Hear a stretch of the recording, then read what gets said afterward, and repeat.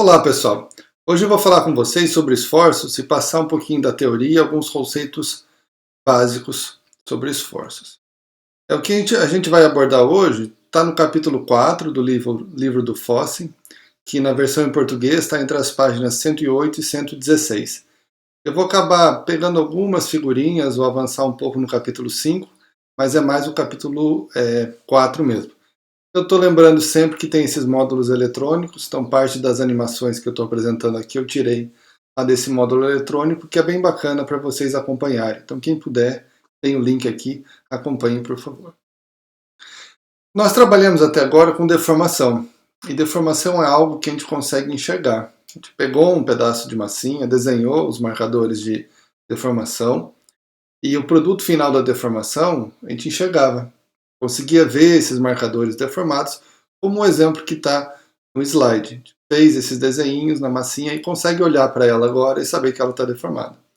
De maneira diferente, quando a gente trabalha com esforços, com atenção, a gente não consegue enxergar essa grandeza. Então a gente vai ter que abstrair um pouco, abrir a cabeça para poder entender alguns dos conceitos que eu vou passar para vocês hoje, né? Então, começando com as definições, em inglês, stress. Em português, pelo menos na geologia estrutural, a gente traduz isso para esforço ou tensão. Esforço ou tensão. Pressão e esforço normalmente é usado como sinônimo ou como termos equivalentes. Então, várias vezes na geologia vocês já ouviram falar que a rocha foi metamorfizada numa pressão de tantos quilobares. Na geologia estrutural, como a gente vai trabalhar com diferença de esforço, a gente usa mais esforço ou tensão. A gente vai acabar não usando pressão, por mais que sejam termos semelhantes. Então, na geologia estrutural, a gente vai usar esforços ou tensão. E por convenção, isso é um pouco diferente da engenharia, a gente vai ficar batendo em cima disso, mas o esforço compressivo na geologia, então, pegamos a massinha, amacetamos ela, fizemos um esforço numa área, esse esforço é positivo para a gente. O esforço, onde a gente puxa, como para abrir a tampa dessa caneta, a gente vai tratar ele como um esforço negativo. Então, em fórmulas ou em diagramas, onde a gente vai representar, apertou, positivo, puxou, negativo. Então tem ilustrado aí no slide as setinhas para dentro vão mostrar um esforço compressivo e setinhas para fora, um esforço de puxar. Então, positivo, setinha para dentro, negativo para fora. Na geologia estrutural da Unesp, eu acredito que a maioria dos lugares, as pessoas utilizam esforço e tensão como a tradução ou sinônimo da palavra em inglês stress. Eu já disse que deformação onde a gente junta a partícula, onde a gente está fazendo uma compressão, a gente vai usar isso como positivo. Então vai falar um esforço compressional, uma tensão de compressão ou compressional. Nós vamos utilizar aqui nas aulas, no campo, sempre que eu falar com vocês, o termo tração para chamar a força de puxar, de separar partículas. Então lá no livro do Fossem, na tradução dele em português, tem uma pequena confusão com a tradução do termo tensile stress do inglês, porque a gente usa em português. Então, um tensile stress vai ser tração, vai ser puxar, separar partículas, não vai ser tensão para a gente. Então a tradução do livro está um pouco confusa, tem figuras onde tem a palavra tração e no texto acaba tendo tensão como sinônimo de tração. Então eu vou usar tensão ou esforço para algo compressional e tração para algo que está separando as partículas. Então fiquem espertos com essa definição. Então vamos falar um pouco sobre força e esforço. Então o esforço ou essa tensão vai ser a força exercida sobre uma área. Então eu fiz alguns GIFs aqui para a gente dar uma olhada. Tem um cubinho de massinha, molinha, e eu estou com a ponta da lapiseira exercendo uma força sobre essa área. Então com a ponta da lapiseira eu consigo afundar ela com uma força bem pouca. Se eu virar a lapiseira e tentar fazer a mesma coisa, como a área da outra extremidade é maior, eu tenho que fazer mais força e consigo penetrar menos ali. Então, é a relação da força que eu estou fazendo sobre a área que eu estou aplicando a força. Se eu utilizar algo com a área ainda maior, eu tenho muito mais dificuldade de produzir deformação, porque é uma relação da força, a mesma força que eu estou exercendo, sobre a área. Então, estou dividindo a força pela área, estou diminuindo o esforço que eu estou aplicando sobre aquela superfície. Esse é o primeiro conceito importante de vocês terem na cabeça. A gente vai sempre tratar de esforço, que é a força que a gente vai aplicar sobre uma área. No livro do Fossen, se vocês forem ler, vai ter um tanto de coisa que é complicado de se entender à primeira vista. Então eu tentei simplificar algumas coisas aqui e algumas partes eu simplesmente tirei desse momento para a gente não complicar e conseguir entender essa parte básica de esforço. Né? Então eu disse para vocês que esforço ou tensão é a força que eu aplico sobre uma área e mostrei os GIFs ali. Então tem um pedaço lá do livro que está escrito: o esforço em uma superfície é um vetor de primeira ordem, um tensor de primeira ordem, ao passo que o estado de esforço em um ponto, em área tendendo a zero, é um tensor de segunda ordem. Então isso é um pouco complicado, mas vamos dar uma olhada aqui na fórmula que ele colocou no livro. Então a ideia é que a área de um ponto ela vai tendendo a zero, isso é o que está escrito aqui, ó, a área desse ponto vai tendendo a zero. Então a gente viu que o esforço é a força que eu vou exercer numa superfície, e a superfície está aqui, é a área, força sobre área. Então toda essa coisa complicada que está dizendo ali é que se a área está tendendo a zero aqui, ela vai tender a zero no denominador dessa minha fórmula, vai querer dizer que a força que eu aplico no ponto é a própria força. Então não vamos assustar muito com essas definições do livro, vamos entender os principais conceitos, como a gente aplica isso na geologia. Então vamos falar das unidades. Esforço, força sobre uma área. Na geologia é muito coerente a gente pensar em peso. Quanto tem de peso de rocha, uma coluna de rocha, apertando uma rocha que está lá embaixo. Então é a mesma coisa falar de peso em cima de alguma coisa. Então se olhar para as unidades, 1 Pascal equivale ao esforço causado por uma folhinha de papel em cima da mesa, que está ilustrado na figurinha aqui. Então, logicamente, com as grandezas que a gente trabalha na geologia, nós não vamos usar 1 Pascal, a gente vai usar gigapascal ou quilobar. Então 10 kilobar, que vocês devem ter acostumado a ver isso nas aulas de petrologia metamórfica, equivale a 1 gigapascal. Tem algumas unidades aqui, né? 1 Pascal é 1 Newton sobre metro quadrado, que é o que está ilustrado na figurinha aqui, que é 1 kg por metro segundo ao quadrado, e assim por diante. Então essas são as unidades que a gente vai utilizar. Acho que nos livros vai aparecer muito 100 megapascal, 10 megapascal, quando a gente for trabalhar com unidades de esforço. Outra coisa que a gente tem que pensar é que sempre que a gente faz uma força sobre uma superfície, então a gente está aplicando um esforço sobre uma superfície, esse esforço vai se decompor em duas componentes. Uma que quer amacetar ele e uma que quer promover deslocamento paralelo ao plano que a gente está aplicando esse esforço. Então tem a decomposição dos esforços em duas componentes. A gente vai usar a letra sigma para tratar de esforços. Então a gente vai ter um esforço normal, então esforço sigma normal, um nzinho aqui, que é a mesma coisa de eu falar uma tensão normal, estou aplicando um esforço em cima de uma área. Então o esforço normal ele é perpendicular à superfície. A gente vai ter um esforço que é paralelo à superfície, que vai, se for transformado em deformação, vai ter deslocamento de partículas paralelamente à superfície. Então, esforço normal, perpendicular à superfície, esforço de cisalhamento paralelo à superfície. Eu tenho uma figurinha aqui do lado que a gente vai ter que entender ela, estudar um pouquinho. Para a gente compreender melhor o que está desenhado aqui, eu fiz outros experimentozinhos bem simples. Então vamos dar uma olhada neles, depois a gente volta para a figura e tenta entender tudo que está representado nela. Então, esse é um pedaço de espuma com os marcadores originalmente circulares.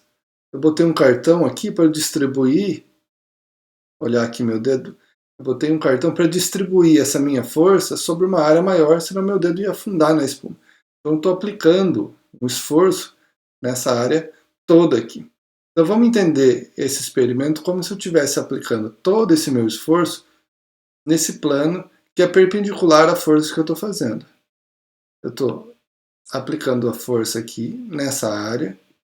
Então todo o plano que eu estou usando, o cartão, está perpendicular ao meu esforço. Então todo o esforço que eu estou colocando nesse meu experimento está sendo decomposto ou acomodado de forma que ele é um esforço normal. Ele está macetando esse bloquinho de espuma e a gente enxerga isso pelos marcadores. Então isso é parecido com o que a gente fez com a massinha.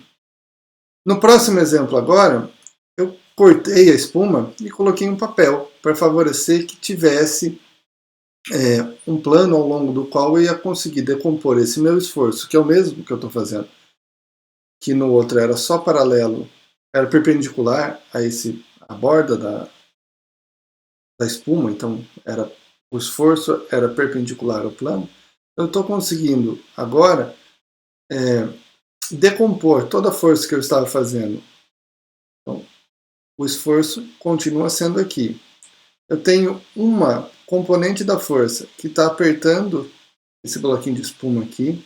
Então, se vocês olharem o GIF animado, dá para perceber que esse marcador inferior chega a ficar quase uma elipse e a espuma amaceta aqui. Quando eu solto, ela volta. Eu tenho uma componente apertando ela perpendicular a esse plano, mas tem uma componente aqui onde tem movimento paralelo a esse plano.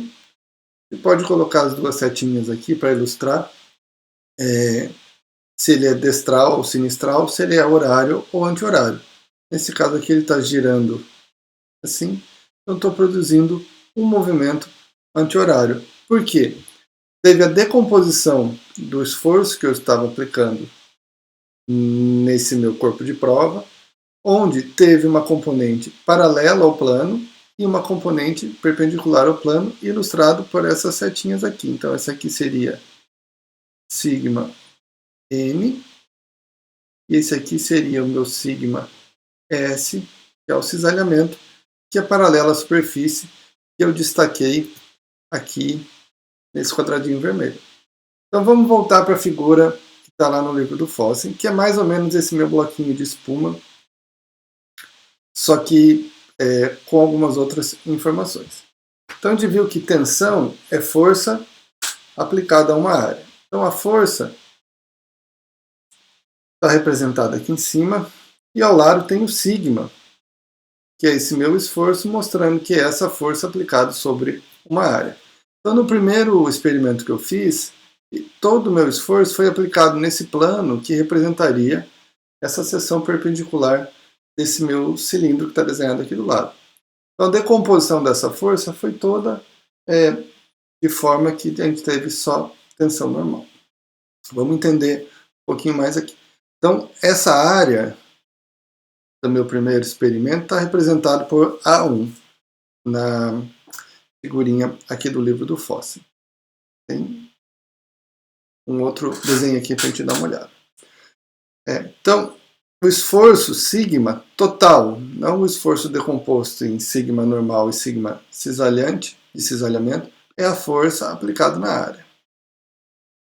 Nesse exemplo que está ali do lado do meu GIF, eu fiz toda a minha força aplicado a esse plano aqui. O que mais nós temos aqui na figura? Nós temos que a decomposição das forças da força normal é igual à força que eu estou aplicando multiplicada pelo cosseno do ângulo. E esse ângulo aqui é o ângulo medido entre a força, então a força está aqui em cima, tem um pontilhadinho mostrando ela aqui embaixo, então esse ângulo θ é o ângulo entre a força e a força normal, que é perpendicular ao plano que eu estou trabalhando. Nesse caso, que está ali do lado sendo animado, a minha força era perpendicular ao plano, todo o meu esforço era perpendicular a esse plano. Então, se a gente for dar uma olhada agora nas fórmulas aqui, ó, o sigma normal, o esforço normal, ou a tensão normal, é a força normal, que é essa força que está aqui, desenhada na figura, e a mesma fórmula que está aqui embaixo. Fórmula dizendo que a força normal é toda a força que eu estou fazendo, vezes o cosseno do ângulo θ. Então, tensão normal é a força normal dividida pela área que eu estou aplicando. A fórmula da área, aqui. A área que eu estou... Qualquer área eu posso calcular multiplicando essa área 1, que é a seção desse meu cilindro, dividido pelo cosseno de θ. Aqui, o cosseno de θ vai ser 1, nessa minha seção, a base desse meu cilindro. Então, se for a 1 dividido por 1, vai dar a própria área, não vai mudar nada. Mas se eu for substituindo essas fórmulas aqui, eu consigo ter uma fórmula para calcular sigma n em qualquer superfície. Então, eu vou pegando essas informações. Essa aqui eu trago para cá. A 2, que está aqui, eu posso substituir por A1 dividido por cosseno de θ. E fazendo todas as substituições matemáticas, eu vou ter que a tensão normal, ou esforço normal, que é o sigma n, é todo o esforço que eu estou aplicando, então todo o esforço que estava desenhado aqui em cima, vezes cosseno ao quadrado de θ. Então, se vocês pensarem na relação do ângulo com o valor do cosseno, conforme eu for inclinando esse meu plano, eu vou sair de uma condição onde a minha força e minha tensão era perpendicular ao plano, e vou inclinando, então, tensão normal máxima, vai inclinando o plano, vai tendo mais cisalhamento e menos tensão normal. A gente pode fazer o mesmo raciocínio agora pensando na componente de cisalhamento. Então, a força total que eu aplico nesse meu experimento, ou nesse exemplo aqui, ela vai ser decomposta numa força normal e numa força de cisalhamento, e a gente vai ter as relações angulares para calcular cada uma delas. Então, no caso aqui, a força é o seno desse ângulo θ. Então, lembrando que o ângulo θ é o ângulo entre a força total, toda a força que eu estou colocando, e uma força normal ao plano. Por isso que é Fn. Então, fazendo as substituições aqui, que essa tensão ou esforço de cisalhamento é a força de cisalhamento dividido pela área. Então, a fórmula da área está aqui e a fórmula da força de cisalhamento está aqui. Então, vai substituindo aqui dentro, vai chegar em uma expressão semelhante com o que a gente viu para o esforço ou para a tensão normal, onde a tensão de cisalhamento vai ser sigma, que é todo o esforço que eu estou fazendo aqui. Então, decompondo esse sigma na parte de cisalhamento, que é o que está aparecendo o movimento que está aparecendo, o que causa o movimento no GIF que está animado aqui ao lado, vai ser todo o esforço multiplicando o seno de 2θ, e isso dividido por 2. Dá para a gente pegar essas fórmulas, e isso eu extraí lá do módulo eletrônico do FOSS, e olhar, comparar a relação angular da força com o plano e colocar isso em diagramas, né? Então, os diagramas aqui estão mostrando o quê?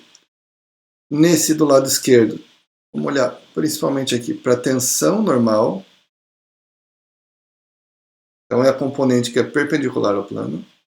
No da direita, nós temos a tensão de cisalhamento, que vai ser a componente do esforço que é paralela ao plano. É o que vai causar aquele movimento do plano deslizar um em relação ao outro. Aqui no eixo da abscissa, nós temos o valor do ângulo θ, nas duas colunas, nos dois diagramas, e a gente não tem um valor absoluto, mas tem um valor de porcentagem de 100%, de 0 a 100% de sigma normal, e de 0 a 100% de sigma S, ou de esforço cisalhante. E aqui ao lado a gente tem desenhado dentro desse corte de um cilindro a posição do plano. Então o que está representado aqui é basicamente o que a gente viu no meu experimentozinho de apertar a espuma, mas vamos entender o que está escrito aqui. Ó.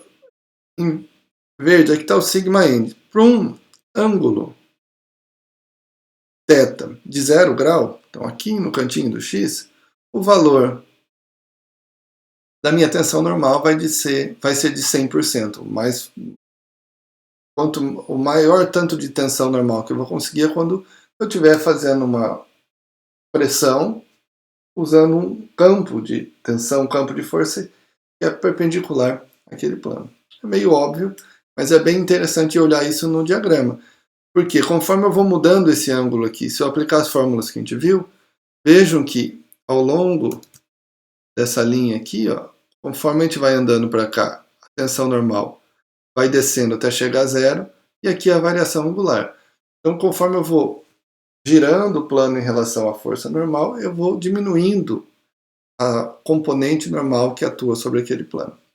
A gente pode fazer isso. Esse aqui é um plano onde a força está quase contida, quase paralela a ele. Então, se a gente for olhar as duas linhas aqui que mostram a posição onde vai estar isso no meu gráfico, a gente vai ver que a tensão despenca, a tensão normal despenca aqui. A gente pode fazer algo análogo para a tensão de cisalhamento. O interessante aqui é observar que ela tem uma trajetória que é uma parábola aqui, né? Então isso vai indicar o quê? Ângulo θ quase igual a zero. Então a normal, uma linha perpendicular a esse plano, tem quase a mesma posição da força. Quase paralelo aqui. A tensão de cisalhamento lá é quase nada. Toda a tensão ela é uma tensão normal. A gente vai girando o plano, então vai aumentando esse ângulo θ. O valor da tensão de cisalhamento vai aumentando. Agora, pela própria forma dessa linha aqui no gráfico, a representação gráfica do ângulo com o valor da tensão de cisalhamento já mostra que em algum momento vou ter um valor máximo de cisalhamento, de tensão de cisalhamento, e depois ele vai voltar a cair. Isso vai acontecer num ângulo de 45 graus. Então isso vai ter implicação já quando a gente for olhar outros conceitos aqui. Então a tensão de cisalhamento vai aumentando até que ela atinge o seu ponto máximo. Então, na verdade, no 45 graus aqui, se a gente for olhar para os nossos gráficos aqui, a gente vai ver que tem a metade de 0 a 100 da nossa tensão distribuída ou decomposta para a tensão de cisalhamento, e a metade de toda a minha tensão, do esforço total, representada ou decomposta com uma tensão normal. Então, um plano de 45 graus, o tanto de cisalhamento que a gente tem nele e o tanto de tensão normal é o mesmo valor. Então, se a gente continuar aumentando o ângulo θ, vai chegar um momento aqui que a gente vai ter um valor de sigma S que vai ser menor do que o 45. É a mesma coisa de dizer que alguns planos, dependendo da orientação dele, como por exemplo, esse aqui está mais próximo, então vai ter um plano que vai ter um valor de sigma S igual ao outro. Então eu fui... Nessa condição ele tinha um valor de sigma S, se eu inclinar mais um pouquinho, depois que ele passar de 45 ele vai voltar a ter o mesmo valor de sigma S. Mas isso não vai acontecer com sigma normal. Então isso vem daquelas fórmulas que a gente pensou nelas agora há pouco. Quando nós trabalhamos com a parte de deformação, nós utilizamos 3 eixos orientados no espaço para dizer onde tinha mais fluxo de partícula, x. Onde tinha menos, as partículas se adensaram, então onde teve diminuição de tamanho, chamamos de z, e tinha um eixo intermediário, y. Para a gente trabalhar com os esforços, a gente pode pensar numa figura geométrica semelhante, num elipsoide. Então esse é o chamado de elipsoide de esforços ou elipsoide de tensão, que ele vai indicar o estado de tensão ou estado de esforço, de stress, de um material, por exemplo, um volume de rocha que a gente está pensando, está trabalhando. Então, ele vai indicar a magnitude, o tamanho dele vai indicar a magnitude do esforço e vai indicar a orientação espacial dos esforços. Então, como é a posição do esforço para a gente gerar uma falha normal? Vai ter a posição dele. Qual é a posição do esforço para a gente gerar uma falha de empurrão de baixo ângulo? Então, o elipsoide de esforço vai indicar a magnitude e vai indicar a posição espacial deles. E vai obedecer regra semelhante à do elipsoide de deformação. Então, 3 eixos, um tem que ser maior ou igual ao outro, σ1 maior ou igual a σ2 maior ou igual ao σ3. σ1 grandão, σ3 pequenininho, σ2 intermediário. E todos eles são ortogonais entre si para poder gerar, ou para a gente poder trabalhar pensando nesse elipsoide de esforço.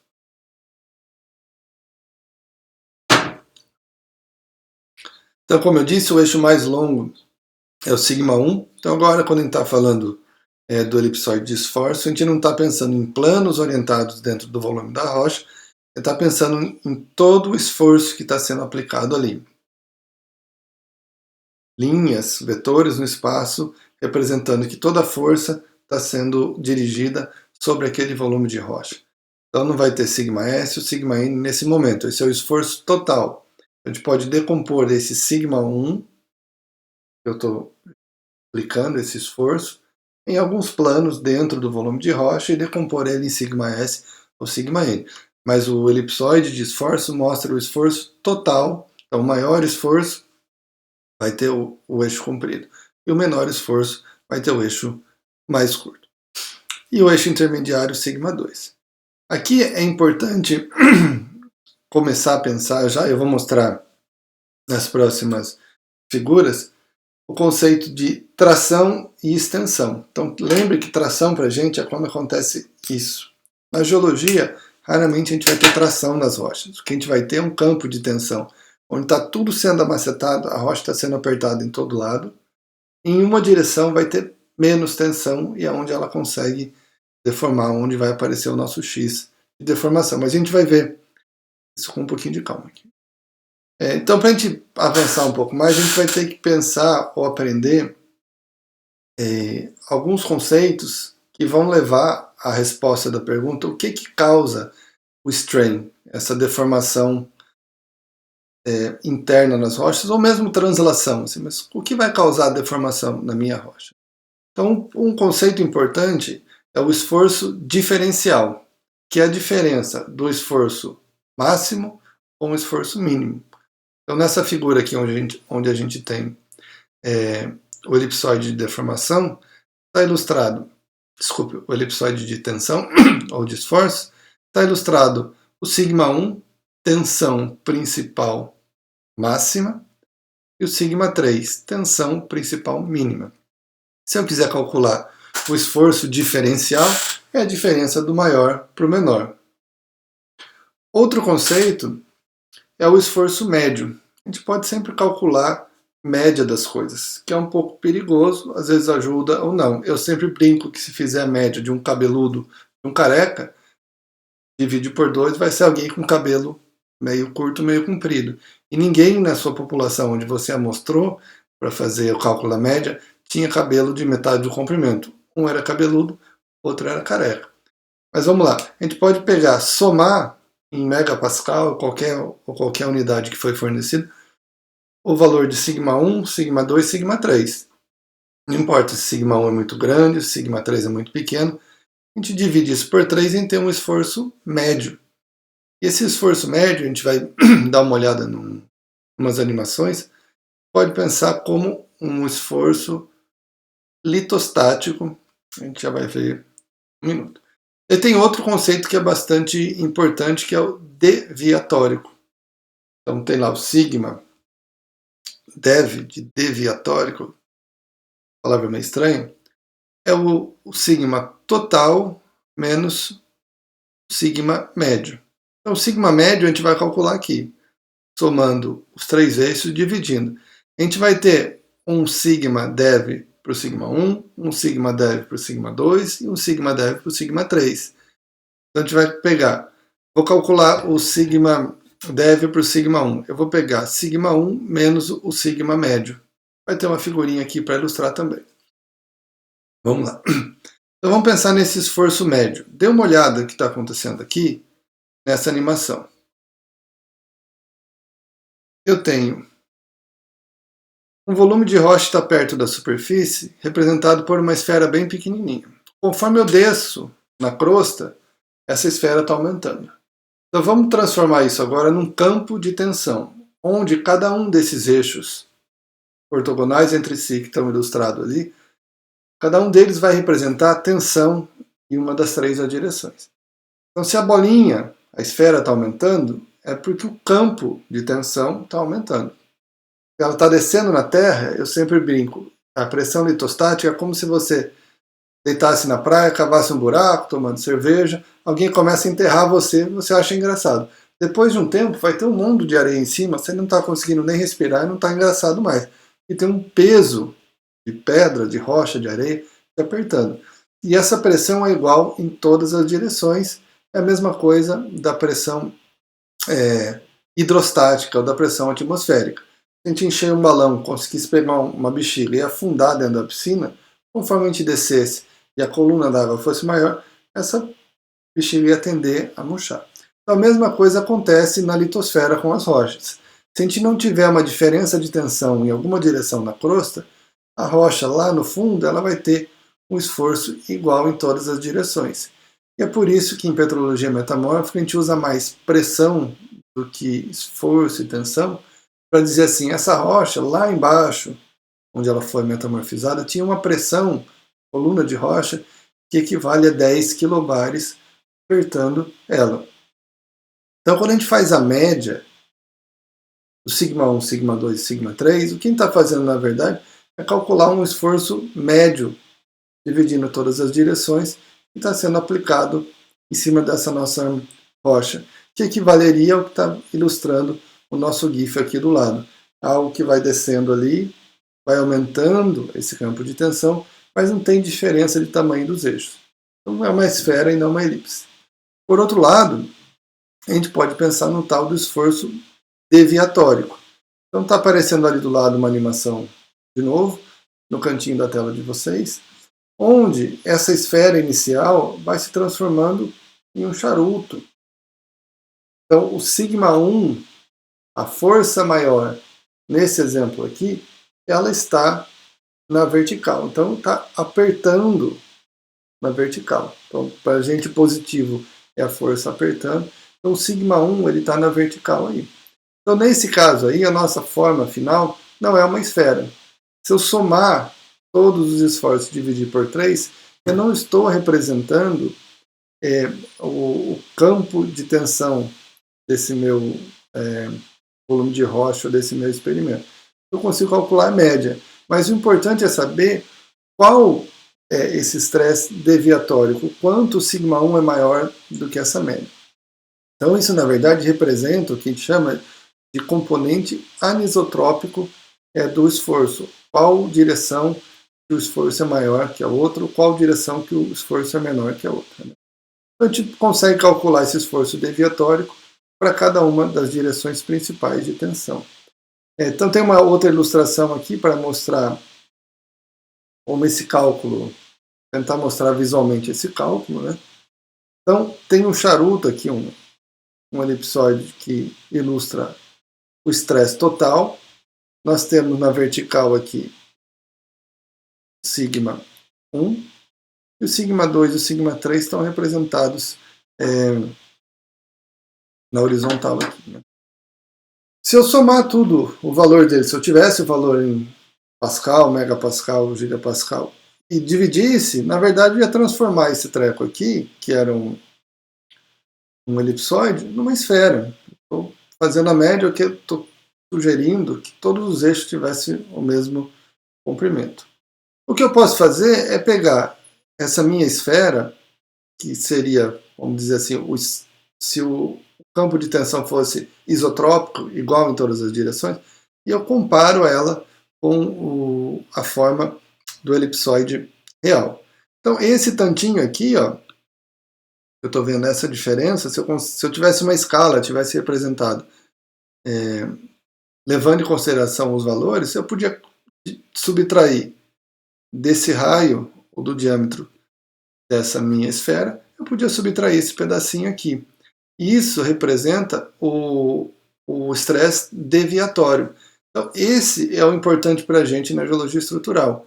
Então, uma rocha que esteja a 30 km de profundidade, ela vai ter uma pressão litostática em cima dela, se a gente usar a densidade média das rochas, que vai ser a profundidade 10 kilobares, uns 30 km de profundidade. Então essa pressão litostática é muito grande. Se só tiver pressão litostática, essa rocha vai ou ter diminuição de volume, ou não vai nem acontecer nada com ela, porque o campo de tensão é igual em todas as direções. Se eu aliviar a tensão em uma das direções, por exemplo, eu aliviar a tensão na horizontal, vai ficar um pouco menos de força apertando ela aqui, ela vai se deformar, vai esticar para cá. Então não teve tração, teve só redução de tensão em uma das direções. E essa redução de tensão ou acréscimo de tensão a gente consegue obter com esse estresse deviatório. Então é um conceito bem bacana, meio confuso, voltem à aula, adiantem, dê uma olhada sem eu estar falando no vídeo, ver se vocês conseguiram entender. Então o que vai causar deformação na rocha, na verdade, não é o esforço total, o estresse total médio da rocha. Isso vai causar o metamorfismo de alta pressão, por exemplo. O que vai causar deformação nas rochas é a diferença entre a média do estresse que está ali e o estresse em uma direção. Então, o sigma 1 vai ser maior, o sigma 3 vai ser menor. Então, o estresse deviatório é o que causa deformação nas rochas. Então, aqui estão exemplos, 3 animações GIF que eu peguei do módulo eletrônico do professor Fosse. Então, no da esquerda, se não tiver um estresse diferencial deviatório, se for nulo, a gente só vai ter um regime de pressão litostática. O máximo que a rocha pode ter é variação de volume. E nos outros 2 exemplos, a gente pode ter um sigma, força na vertical apertando, que acaba causando extensão em uma das direções. Então, pense num regime extensional de crosta. Ou a gente pode ter um outro regime onde o sigma 1 está na horizontal, está apertando as rochas. Vamos pensar em borda de placa tectônica, onde a gente encontra estruturas como falhas de empurrão, que a gente vai ver em outra aula. Mas só para a gente brincar com essa história do estresse médio ou isotrópico e esse estresse diferencial, que é o que causa realmente deformação.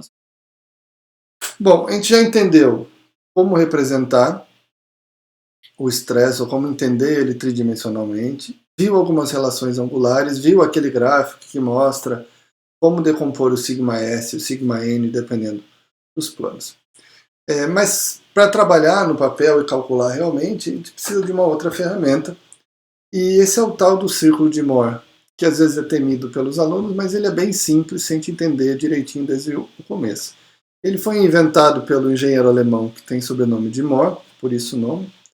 E ele é um jeito simples de lidar com os esforços e representar o esforço normal, esforço de cisalhamento. Então vamos dar uma olhadinha aqui na nossa animaçãozinha GIF novamente. Então, a gente vai olhar aqui nessa abscissa, ou no eixo X, esse eixo cartesiano, a gente tem representado sigma N, que é a tensão normal, e tem no sigma N a gente tem o sigma 1, que é a tensão principal máxima, e a tensão principal mínima, o sigma 3. A gente tem de novo um tal de 2θ, que é um ângulo θ aparecendo aí. A gente está vendo nessa animaçãozinha que se eu andar dessa lateral do meu círculo, perto do sigma 1 para lá, eu vou ver valores de sigma N que vão diminuindo em relação ao sigma 3, e valores de sigma S que vão aumentando até chegar aqui nessa posição do círculo de Mohr e diminuindo. Isso é algo que a gente já viu naquele gráfico que eu mostrei para vocês do sigma S com sigma N. Então vamos entender melhor a figura do círculo de Mohr para a gente entender como trabalhar com ele. Então, como eu disse, a tensão normal é representada no eixo X, a tensão desse cisalhamento é representada no eixo Y. Nós temos que ser capazes de desenhar um círculo, que ele chama círculo de Mohr. Então, se a gente tiver um valor numa tabela do sigma1, a gente vai representar ele aqui. Vamos dizer que aqui tem 10, 20, 30, 40. Aqui ele vai ser 50 o nosso sigma1. A gente vai lá, põe uma bolinha aqui e escreve sigma1.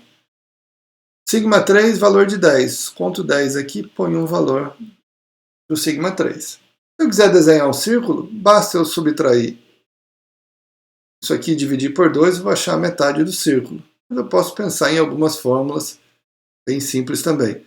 Então, o centro do círculo é sigma 1 mais sigma 3 dividido por 2. Você vai encontrar ele aqui, ou subtrair sigma 1 menos 3 dividido por 2 e contar para trás. Então, maneira simples de achar o centro ou colocar os valores de sigma 1 e sigma 3. Então, acha, plot sigma 1, sigma 3, acha o centro, desenha um círculo. Beleza, esse é o começo. E entender que no eixo Y a gente vai representar a componente de todo o esforço que eu estou aplicando, que vai se decompor como uma componente de cisalhamento, e nesse eixo aqui, de todo o esforço que eu estou aplicando, a componente que vai aparecer como tensão normal.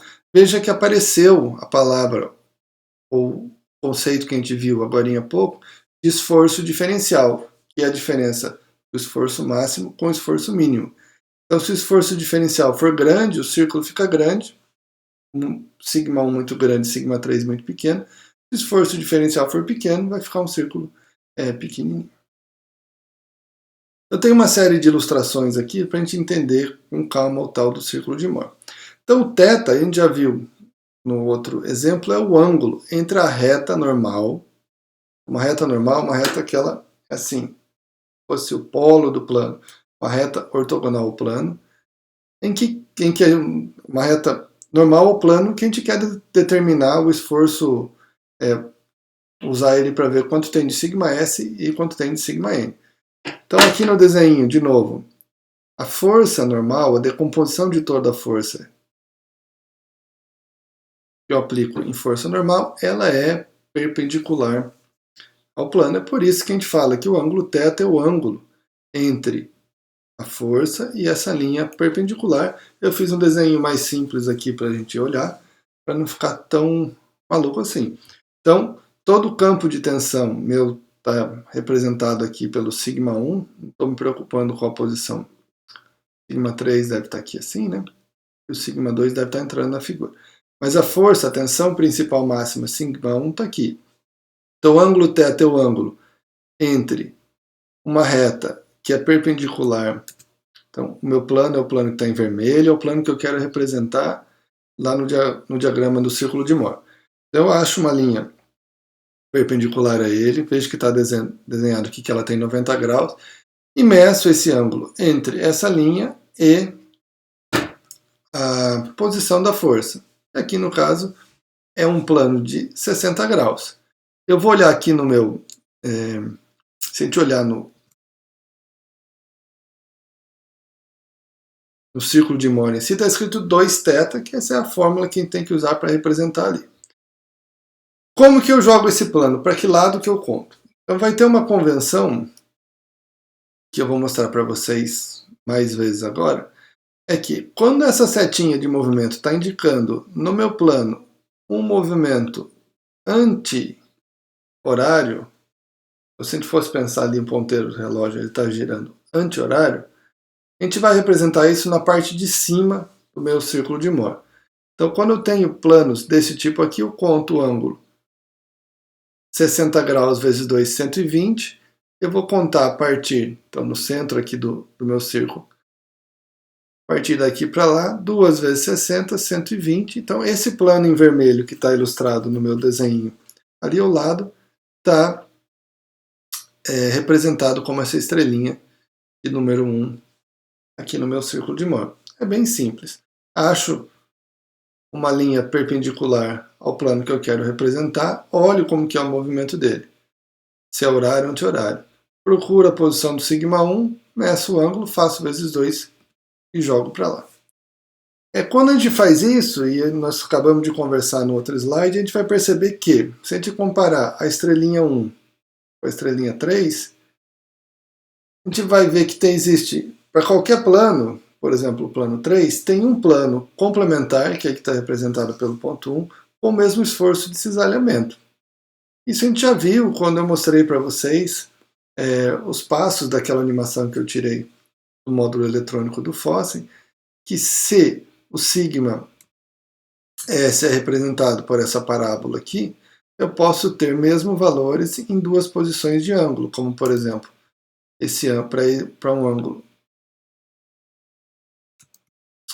para esse ângulo aqui, eu vou ter um valor de sigma S aqui, e para esse outro ângulo maior que 45 e menor que 45, eu vou ter o mesmo valor.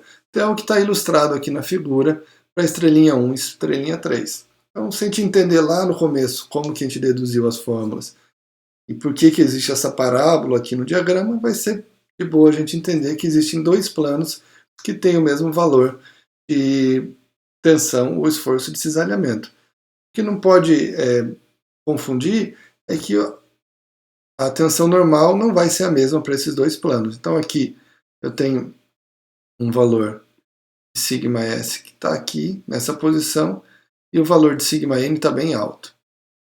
Para esse outro lado aqui, para o ângulo, que seria a nossa figurinha aqui do lado, né? A gente vai ter uma tensão normal bem menor para esse aqui. Isso também está representado aqui no círculo de Mohr. Então, para o plano 3, que deve ter um ângulo θ, vamos dizer, uns 30 graus vezes 2 dá 60, vai ter esse valor de sigma normal e esse valor de sigma normal. Então, para o de ângulo mais baixo, o valor é bem mais alto. Então, eu fiz esse desenho para tentar, mais uma vez, ilustrar isso, né? Então, aqui tem o plano. Desculpe. Esse aqui, para ilustrar, é uma outra característica, que planos com sentido de movimentos opostos têm os mesmos valores de esforço normal e de esforço de cisalhamento. Porém, o valor é o mesmo de cisalhamento em módulo. A gente vai ter um representado no y com valores positivos e um representado aqui embaixo no y com valores negativos. Então não existe tensão negativa. Vai ver já já que a tração é representada no círculo, no diagrama de Mohr, para trás, com valores de x negativo. Então, em cima ou embaixo, valores positivos de y ou negativos de y, não significa que a tensão é negativa. É só uma convenção que a gente precisava ter. Então, toda vez que a gente tiver movimentação anti-horária, olhando para as setinhas aqui que indicam o movimento, por exemplo, de uma falha, nós vamos contar na parte de cima do diagrama. Toda vez que a gente tiver uma movimentação horária, então aqui o ponteirinho do relógio ia girar desse jeito, pelas setinhas, e aqui do sentido contrário. Então toda vez que for anti-horário, vai contar na parte de cima do diagrama. Toda vez que for horário, a gente vai contar aqui embaixo. Se a gente simplesmente olhar para o desenho que eu coloquei aqui do lado, isso vai ser intuitivo. São planos que têm a mesma posição em relação ao campo de tensão. Se a gente decompor sigma normal e sigma de cisalhamento em cada um deles, tem que dar o mesmo valor. Como são planos que, transformando para a geologia agora, teriam atitudes diferentes, a posição no espaço deles seria diferente, foi criado esse artifício, ou o diagrama de Mohr construído de uma maneira que a gente consegue representar esses dois planos. Então, planos com sentido de movimentos opostos têm o mesmo valor de esforço normal e esforço de cisalhamento com o mesmo módulo, com o mesmo número e sinais diferentes. É só uma questão de convenção, que é o que está escrito nesse outro slide. Aqui tem dois exemplos de plano sem o diagrama de Mohr para ficar mais fácil de ver. Então só depende é a movimentação dele, o lado que a gente conta o ângulo em relação à normal. Então, só para reforçar, sentido horário de movimento, parte superior do gráfico, sentido anti-horário, parte superior do gráfico, sentido horário, parte inferior do nosso gráfico. Tudo isso que a gente falou, se a gente olhar para o diagrama aqui, vai ver que está representado σ1 e σ3. Então isso representa a diferença entre a tensão principal máxima, σ1, e a tensão principal mínima, onde eu estou apertando mais, onde eu estou apertando menos. Ou a gente vai ver agora onde estaria puxando.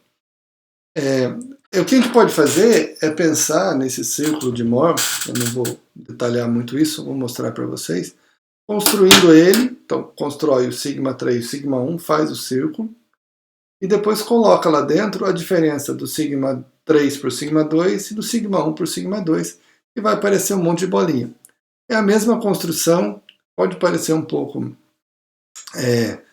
complexo, mas isso aí é bacana para a gente pensar no tipo de esforço aplicado. Então vamos dar uma olhada nessa figurinha aqui e pensar, por exemplo, qual campo de tensão, representado por esse círculo de Mohr, deve representar o experimento que a gente fez com a massinha. Então o que a gente fez com aquela massinha? Eu coloquei em cima da mesa, coloquei um cartãozinho dizendo que o meu esforço ia ser sobre a área toda do cubo e apertei. Eu até disse para vocês em algum momento, chamava compressão uniaxial. Então o que eu fiz? Eu não aumentei a pressão, a força, o esforço em duas faces do cubo. Então nas faces que estavam na vertical eu não fiz nada, só coloquei o cartãozinho em cima e apertei. Então vamos olhar ali no gráfico agora como é que fica.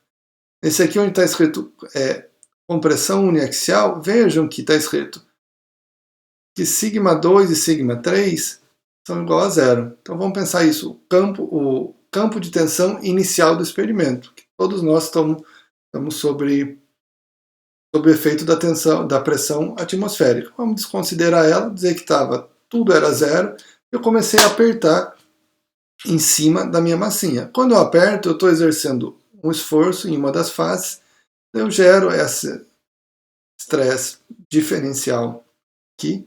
Então eu só aumentei o σ1. Quanto mais esforço eu colocar, maior vai ficando esse meu círculo, porque a diferença do inicial para o esforço que eu apliquei vai aumentando. Então, compressão uniaxial, o σ2 e o σ3 vão ficar igual a zero. Pressão atmosférica, não mudou nada. Eu só fiz força em uma direção. Só apliquei o esforço em uma direção. Então, quando a gente transfere isso para a terceira dimensão, fica bem bacana. Então, se a gente olhar aqui, pressão hidrostática ou litostática, que foi o exemplo que eu dei de um corpo de rocha descendo na crosta, sem ter estresse deviatório, onde todo o campo de tensão aumenta. Se a gente for representar aqui no diagrama, vai ficar assim, σ1 igual σ2 igual σ3, que é mais ou menos o que a gente falou do esforço médio, somar tudo e dividir. Então olha que legal, quando eu desloco esse pontinho, se ele estiver aqui, perto do zero do x, quer dizer, e é só um pontinho, é uma pressão litostática ou hidrostática, não muito fundo na crosta.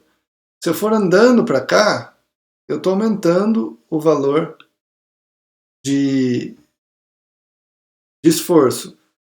Ele está andando para lá, mas não tem esse estresse deviatório. Todos eles têm a mesma direção. Então pode ter uma rocha que esteja muito fundo na crosta e todo esforço em todas as direções seja o mesmo, ela nem deve se deformar. A gente pode olhar um outro exemplo aqui. Vamos imaginar que o estado inicial nessa campo de tensão era igual ao nosso cubinho de massinha. A tensão era zero em todas as direções. Eu posso fazer o quê? Eu posso apertar em uma direção, posso segurar e puxar. Então, a partir do momento que a gente puxa alguma coisa, a gente tenta separar as partículas, entra no chamado de campo da atração. Então, para a gente, em geologia, tudo que tiver negativo no eixo X do círculo de Mohr tem um valor de σn de tração, que vai ficar negativo. Então, quando eu abro a minha caneta, ela é um ponto no meu diagrama de Moore agora, em cima do x e do y, não tem nenhuma tensão sobre ela. Ou se tem, é só a pressão atmosférica. A hora que eu faço isso aqui, eu fiz tração para separar ela. Então seria esse campo da tensão uniaxial, que é o inverso da compressão uniaxial. Massinha, eu só apertei numa direção e aqui eu só puxei numa direção. Se eu puxar e amacetar, vai ficar esse exemplo do biaxial, tá? Aqui no meio.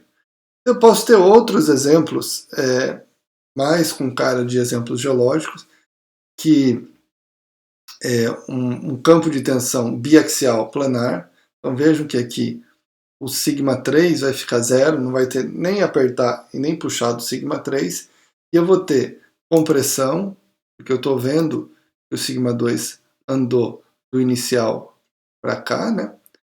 E vou ter compressão no 2 e no 3.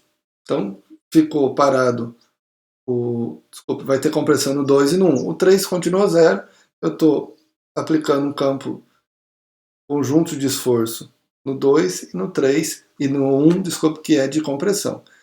O campo de esforço triaxial é o que deve representar o campo de tensão de rochas no fundo da crosta, onde tem estresse diferencial, onde tudo lá dentro está sendo, tudo lá embaixo está sendo apertado. Vejam que isso é a origem, o σ3 andou para aumentar, o σ2 andou para aumentar, e o σ1 também aumentou. Então está tudo dentro do campo da compressão, mas o σ1 é bem maior, o σ2 é intermediário e o σ3 é menorzinho. Então está tudo sendo comprimido, mas como está comprimido menos na direção do σ3, isso é onde eu consigo ter extensão dentro do campo da compressão. Então essa é a aula dos conceitos de introdução ao círculo de Moore. Para frente a gente vai ver como colocar esses conceitos nas rochas que a gente estuda e nos ambientes tectônicos que a gente estuda. Valeu!